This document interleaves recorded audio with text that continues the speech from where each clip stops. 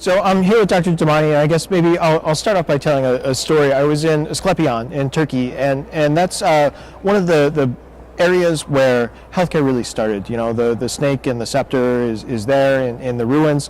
And what happened was people came down out of the mountains in Turkey. They came from the valleys. They came to be healed. They came to talk to doctors. Medicine, the delivery of medicine has changed tremendously over 2,000 years, but the fundamental principle of being able to communicate with a physician and to understand what's going on with your own body and to make changes, that's basic, and it hasn't changed in all these years. So I know MD Revolution is doing a lot in terms of patient engagement, process engineering in the mHealth space. So maybe just tell me a little bit about what MD Revolution is looking to accomplish, maybe how it's communicating with patients at a very basic level, but also the technologies at play that you're leveraging. Sure. So, first of all, thank you for having me here. This is a great opportunity to talk about what we think is the future of the way healthcare is going to be delivered in this country.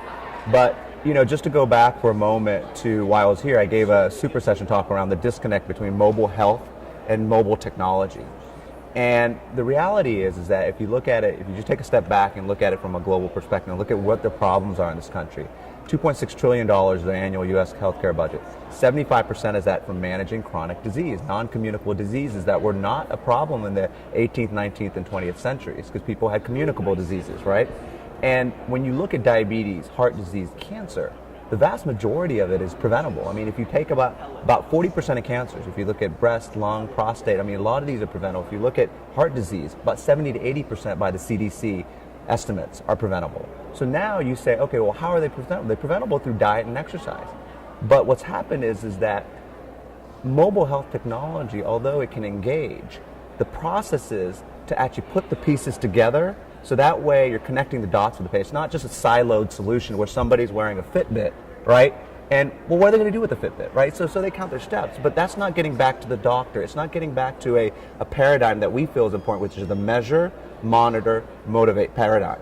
Because if we're looking to solve problems, we've got to pick an area, and I think chronic disease is a good area. So what MD Revolution is doing is we are taking the solutions that are out there, like the genetic solutions, like 23andMe solutions, and bringing that in. We're taking the Fitbits, the heart rate monitors, so that people can wear them and be more precise about how they're exercising, get more out of it.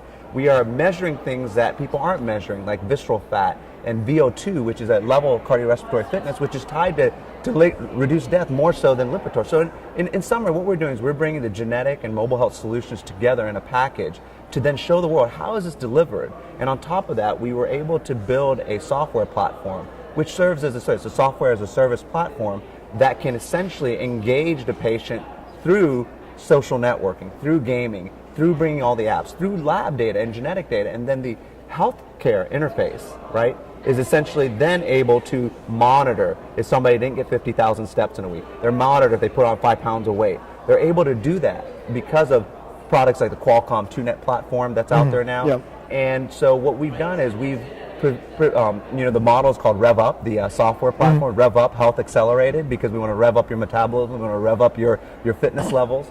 And so we feel like we have essentially produced a clinical lab, which then is generating the intellectual property to build the models of the future and make sure that those models, as they're being delivered using mHealth, are delivering the thing that we need the most, which are outcomes. So, we're talking a lot about process management and improvement. Traditional business is really focused on replicating the same thing over and over again, and that's sort of bled in a little bit to healthcare. So, healthcare, how do we move patients through quicker, faster? How do we, through technologies like mHealth and MD Revolution, how do we have a standardized delivery of care process?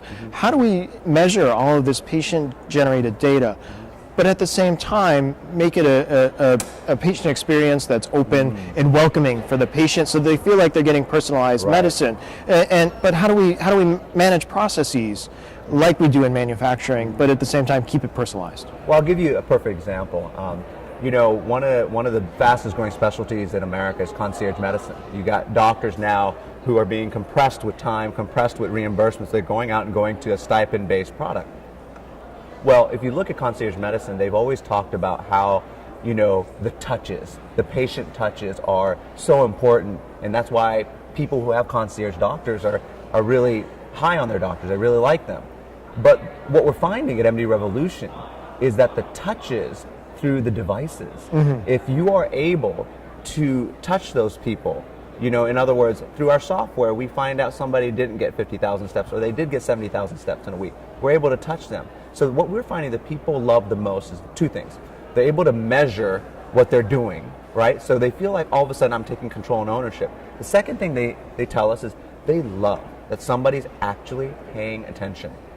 And so the patient experience is actually supreme and superior because now you constantly feel like you're being monitored.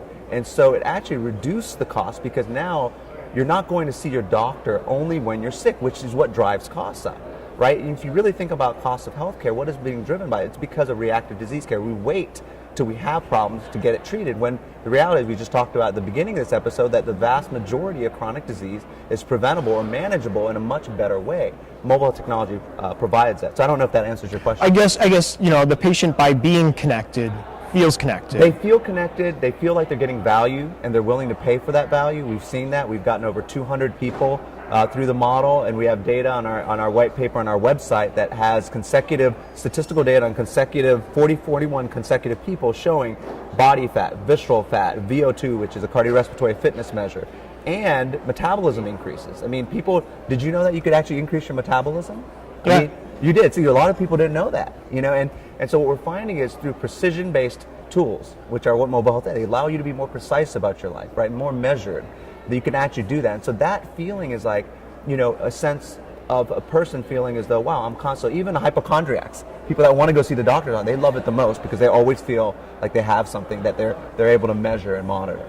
So I don't know if you attended the summit last year, but I feel like the attitude and the energy here has changed. From last year, there's such a huge mandate on the mHealth environment to really sort of produce results, deliver results. I think that's gone away this year, and certainly your organization is providing those resources, those results, that concrete information that says, yes, we're driving positive change in healthcare. What are some of the barriers for next year that Sure. you see? So I was here last year, and it was interesting. I gave a talk on clinical perspectives of mHealth last year, and what was really interesting about it is I was the only practicing physician on the panel. Yeah. And so this year I'm seeing that there's a lot more penetration by physicians, which we have to have. We have to engage the physicians, even though they're not going to be the ones necessarily delivering it. They have to be the ones that are leading the charge in how to develop new models of care. So that's one thing. I think the physicians are, while the physicians are here, that's still one of the biggest challenges.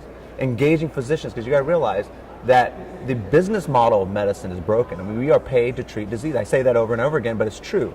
I mean, cardiology fellows, where I was on, are getting taught how to put stents in and aortic valves in, and while that's great, the technology is amazing, it's not going to solve our healthcare problem. It's going to add to it because we're adding enormous amounts of cost for procedures that we can't sustain. We're already at 17% of GDP. By 2020, we're going to be at 21% of GDP. 2030, over 1/3, just from healthcare. We can't compete in a global environment.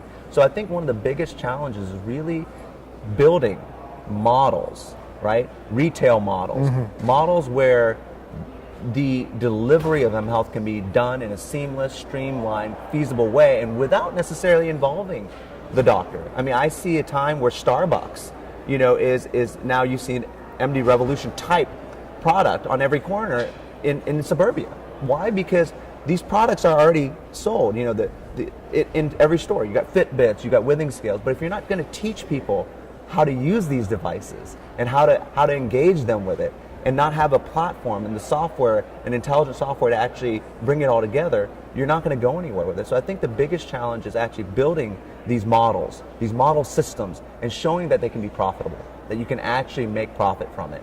And once you do that, I think it's going to take off. So I think, we were at the technology phase, we're at the outcomes phase now. The next phase is the business phase. How do you make money off of this? And the reality is, it's a bad word for doctors to talk about making money, but the reality is that, that's all that doctors do right now. We're billing for treating certain diseases and conditions, and until we start getting reimbursement for other things, it's going to be extremely hard to do that. So I think two things: engaging the doctors into these models, showing profitability in a business, and building that retail model, because we cannot expect, there's not enough doctors in the world, or in this country I should say, to provide the preventive care that is needed. And the one person that's most important in the preventive care process is the person.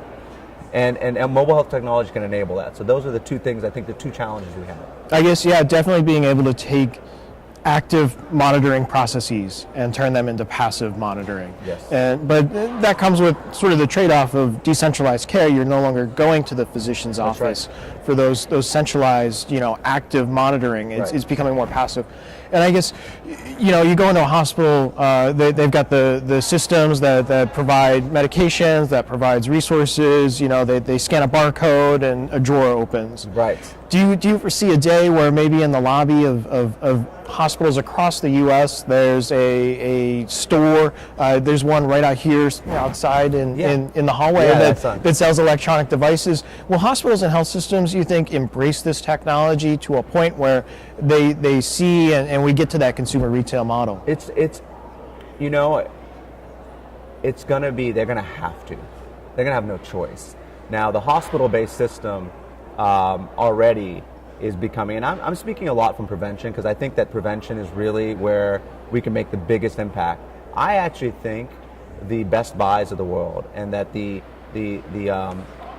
Fry Electronics and the luxury spas and the resorts and even companies like Starbucks, because I think that they're going to make the biggest impact. I think the private sector is, and I think healthcare systems, the ones that are really progressive, will do it. The problem with the American healthcare system right now, it's so bureaucratic, right? So for me, to even choose a specific device as a doctor and want to use it, it goes through all this red tape. So that's why I think that from bureaucratic process, I would love to see that happen. And I'm not saying it can't happen, but it's going to take some really proactive organizations with visionary CEOs and leaderships, panels, to really push this, because the technology is moving so fast. It's moving so fast that, the preventive space has to be adopting new stuff, and I think private industry is really suited for rapid technologic advancement and being able to implement things fast, because it's all about the bottom line.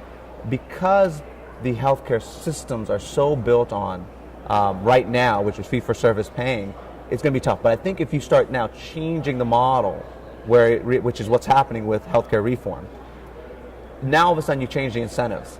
And I think if the incentives are changed, the hospital and healthcare groups will pick it up. The key thing is going to be, and I don't know the answer to this, is can they adapt and adopt quick enough? My feeling is they can. I think that if it happens, it's going to happen quick. Around 2014, 2015, as we move and shift, we're going to see what the physician community is doing. And it's a bright community, right? I mean, so I think it's just got to have the impetus to actually do it. Just like anything else, the financial crisis causes us to change our behavior and to change the way we look at the regulatory system. Similarly, I think the healthcare crisis is going to change the way we look at healthcare, and I hope that that's part of it. But if I was saying off the top of my head, I think that I would be betting on the retail sector to really take this and run with it if they do it right. Yeah, that's a great point. Consumers these days are so. They open something out of a box and it works right there. The form factors are there, the usability is there. I think if healthcare can make it consumer patient friendly, the terms are somewhat interchangeable these days. That's really an opportunity. And I guess my last question. 2013 is right around the corner. It's a good time for New Year's resolutions and predictions for next year. Dr. Damani, any predictions for next year in terms of mobile technology, where the industry moves to? I think that we're going to see a continued move towards wanting to see outcomes. It's going to be outcomes. So I talked about we have over 150 people with 41 consecutive.